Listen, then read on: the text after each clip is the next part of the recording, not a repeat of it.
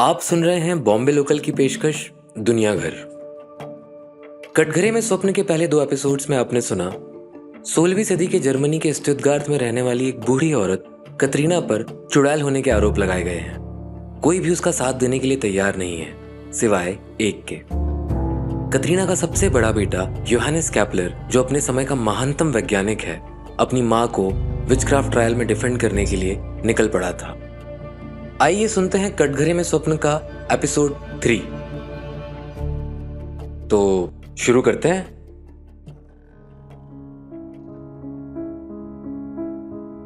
जब भी समाज में नए परिवर्तन होते हैं, एक नई खोज होती है जिससे पुरानी धाराएं नेस्तनाबूद हो सकती हैं या आहत हो सकती हैं, तो सबसे पहले धर्म का सर दुखता है। ऐसे लोग जो औरों से अलग हैं, वो भी मोरालिटी के पहरेदारों की आंखों में बहुत खटकते हैं। कतरीना भी लोगों की आंखों में ऐसे ही खटकती थी। वो अपनी भाषा में सौम्य नहीं थी, उसे किसी बात की चिंता नहीं थी, या यूं कह लें कि विधवा होने के बाद वो लोगों को उदास नहीं दिखती थी। She was not sad enough. बेटे योहानेस का जीवन भी परेशानियों से घिरा हुआ था। पहली पत्नी बारबरा की मौत हो चुकी थी, एक बेटे की मौत हो चुकी थी, दूसरी पत्नी सुजैना अपने 3 बच्चे खो चुकी थी। बस 2 साल की बेटी मार्शल सरवाइव कर पाई थी, पर उसकी भी आंखों ने काम करना बंद कर दिया था। जल्दी उसकी भी मौत हो गई। कैप्लर लगातार अपनी स्टेप डॉटर रेजिना को खत लिखा करता था और उसे अपनी सेहत का ध्यान रखने की बात कहता, पर बच्चे की डिलीवरी के दौरान रेजिना की भी मौत हो गई। कैप्लर का जीवन ऐसी ही पर्सनल ट्रेजेडीज के बीच बीता, पर उसकी सबसे एम्बिशियस एकेडमिक थ्योरीज भी इसी दौरान लिखी गई। उसके लिए उसका परिवार सबसे पहले था। वो लगातार सबसे संपर्क में रहता और सभी की चिंता करता। कतरीना को जेल में रखा गया है, ये खबर मिलते ही योहानेस कैप्लर ने अपना पूरा एकेडमिक करियर रोक दिया। अपनी किताबें, अपने इंस्ट्रूमेंट्स, वो सब कुछ लेंस में छोड़ आया। डेन्यूब नदी के पास पहुंचकर उसने उल्म तक का कठिन सफर तय किया। फिर वहां से स्टुटगार्ट, जहां से रास्ता खोजते हुए वो गुगलिंगन पहुंचा अपनी मां से मिलने।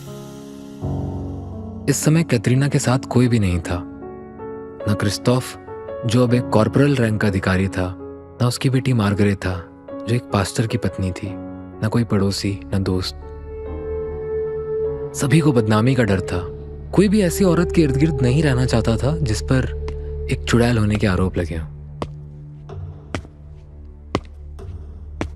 जेल की सीढ़ियां चढ़ते समय कैप्लर को बचपन याद आ रहा था, जब लगभग 40 सालों पहले मां उसे रात में नींद से उठाकर घर से बाहर ले गई। 6 साल का योहानेस नींद में तालाब के पानी को देखता रहा। उसे गहरे सांवले पानी में दिखाई दी रोशनी की एक रेखा, अचानक जिससे रात दिन में बदल गई। उसने मां की ओर देखा। मां की उंगलियां आसमान में उठी हुई थी। यह जादू था, सुपरनैचुरल था। उस रात की रोशनी कैप्लर की आंखों में हमेशा हमेशा के लिए कैद हो गई। ऐसी घटनाओं को अशुभ माना जाता था। बाकी लोगों के चेहरे पर डर था, पर तालाब किनारे खड़े मां और बेटे इस रात की रोशनी को देख स्तब्ध थे। जिस रोशनी को योहानेस जादू समझ रहे थे, वो दरअसल 1577 का महान धूमकेतु द ग्रेट कॉमेट ऑफ 1577 था।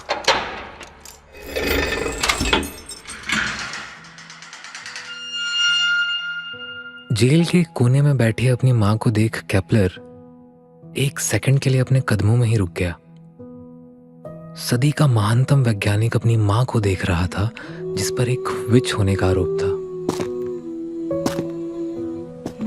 कैप्लर के आंसू आंखों से बाहर आए होंगे या नहीं, कह नहीं सकते, पर इतना जरूर है कि जब वो अपनी मां के सामने पहुंचा होगा तो एक आश्वासन लेकर पहुंचा होगा कि अब वो सब कुछ ठीक कर देगा। क्या मां बेटे को देख उससे लिपट पड़ी होगी, रोई होगी, उससे मदद की उम्मीद की होगी?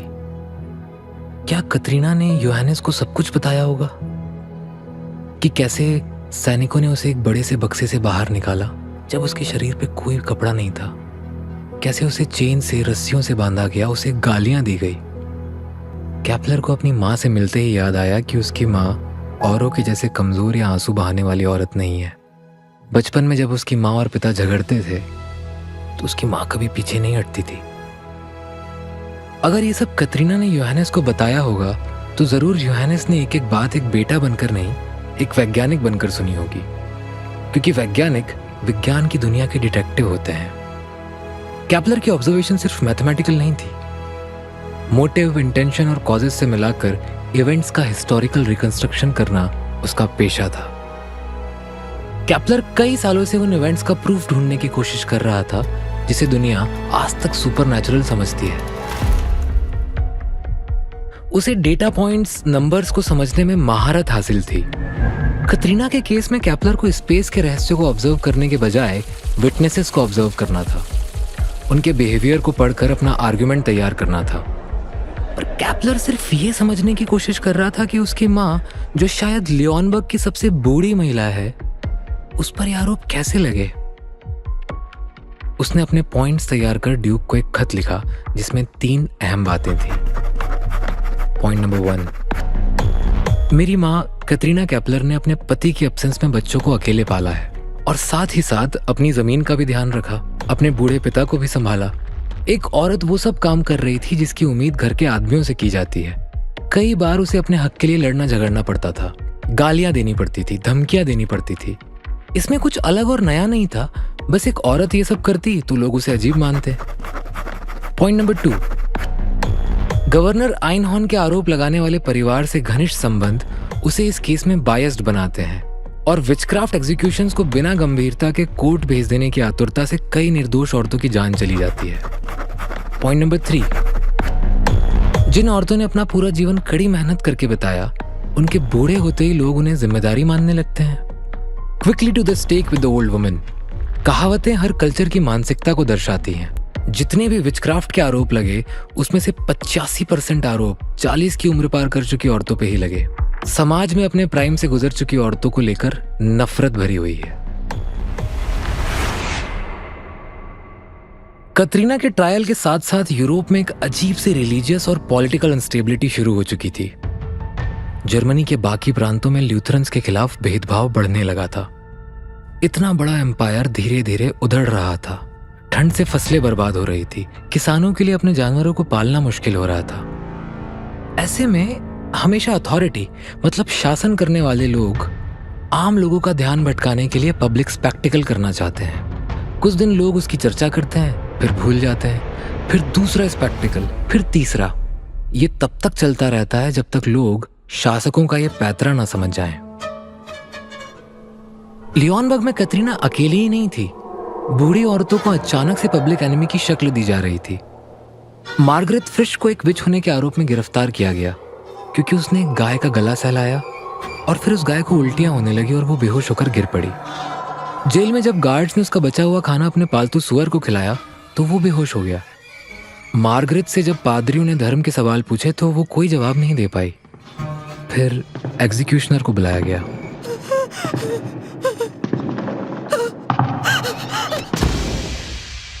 टॉर्चर चैम्बर में क्या होता है ये ना आज डॉक्यूमेंट किया जाता है ना तब किया जाता था, पर एग्जीक्यूशनर के टॉर्चर चैम्बर से बाहर निकलते ही उस बूढ़ी औरत ने अपने चुड़ैल होने की बात कबूल ली।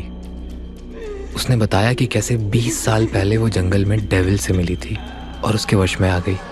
डेविल ने उसे लोगों को नुकसान पहुंचाने का आदेश दिया और वो इस आदेश का चुपचाप पालन करते रही। कन्फेशन के एक दिन बाद उसकी मौत हो गई। एक दूसरी औरत जिसने अपने विच होने की बात कबूल कर ली थी, उस पर आरोप थे कि वे काले बादलों को बुला सकती थी। उसने बच्चों को बीमार कर मारने के जुर्म भी कबूल कर लिए थे। सरेआम उस औरत का सर धड़ से अलग कर दिया गया। और जब औरतों को विच घोषित करके उन्हें जलाने के फैसले लिए जाते थे तब उनके दर्द को कम करने के लिए पहले उनकी चेस्ट पर गन पाउडर से भरी एक थैली बांध दी जाती थी ताकि आग के कांटेक्ट में आते ही सबसे पहले जलने वाली औरतों के दिल फटकर बाहर आ जाएं, जिससे वो जलने से पहले ही मर जाएं। इसे अथॉरिटीज की तरफ से एक दयावान फैसला माना जाता था, एक तरह का आखिरी उपकार।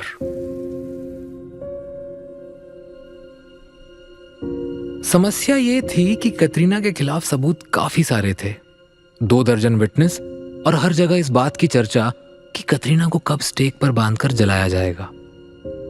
केपलर की समस्या ये थी कि उसकी मां बाकी औरतों से अलग बहुत ही स्ट्रांग पर्सनालिटी थी, मूडी थी, जो उसका मन होता वो करती। केपलर ने खुद अपनी एक किताब हार्मनी में लिखा था, my mother is an author of her own lamentable misfortune. Kepler अपनी माँ के बारे में कह रहे हैं कि जो वो भुगत रही है उसके लिए वो खुद ही जिम्मेदार है। उस समय का महान वैज्ञानिक भी ये मानता था कि औरतें कमज़ोर होती हैं, उन्हें मेल अथॉरिटी की ज़रूरत पड़ती है, और जब वे समाज के सामने बाकी औरतों से थोड़ी अलग होती हैं, थोड़ी ज़्यादा एक्सप्रेसिव या रेस्टलेस, तो अपने भविष्य के लिए वे खुद ही जिम्मेदार होती हैं। कई सालों पहले कतरीना कब्रिस्तान के पास भटकते हुए पहुंची और उसने कब्र खोदने वाले मार्टिन से एक अजीब सी फरमाइश की। उसने सैकड़ों कब्रों के बीच एक की ओर इशारा कर मार्टिन से कहा कि वो कतरीना के पिता की कब्र है। अगर मार्टिन वो कब्र खोदकर उसके पिता का स्कल यानी कि खोपड़ी उसे लाकर देगा तो कतरीना उसे बदले में इनाम देगी। मार्टिन ने कतरीना को साफ साफ कह दिया कि अगर ऐसा करना है तो उसे पहले अथॉरिटीज़ को इन्फॉर्म करना होगा। कतरीना वहाँ से चुपचाप वापस चले आई, पर यह बात मार्टिन के जहन में रह गई और आने वाले सालों में उसने ये वाकया कई लोगों को बताया। मरे हुए लोगों की हड्डियां या खोपड़ी को अपने पास रखने का एक ही मतलब था, काला जादू।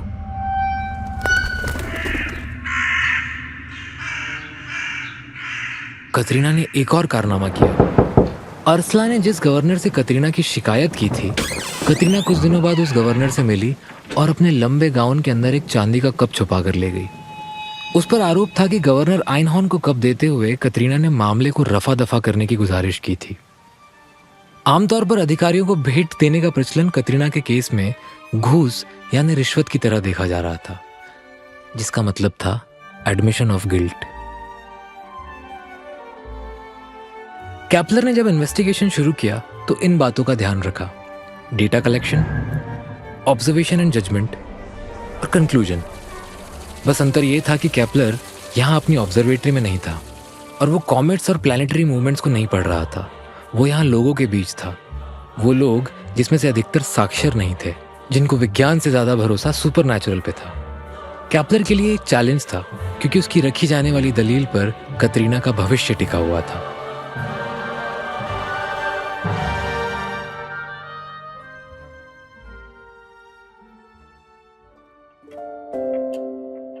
क्या यूहानिस अपनी माँ को निर्दोष साबित कर पाएगा?